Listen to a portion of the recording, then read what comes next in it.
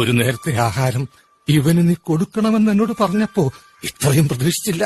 3 പെട്ടിയുടെ കാശ് ആ പട്ടിയിരുന്ന് വെട്ടി വിഴുങ്ങണത്.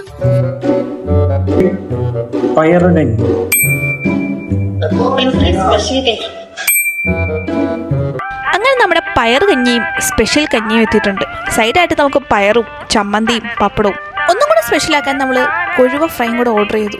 കഴിച്ചപ്പോൾ തന്നെ ലേശം ഒരു ഉപ്പിൻ്റെ കുറവുണ്ട്. പിന്നെ ഉപ്പൊക്കെ ഇട്ട് നമ്മൾ സെറ്റാക്കി സ്പൂണൊക്കെ മാറ്റി വെച്ചിട്ട് നല്ല കായം കൊണ്ട് ബേബി അങ്ങ് കഴിക്കാൻ വേണ്ടി തുടങ്ങി. അപ്പുറത്തെ പ്ലേറ്റിലെ ഫുഡിന്റെ ടേസ്റ്റ് അറിയാനൊരു ശുഷ്കാന്തി കാണുമല്ലോ.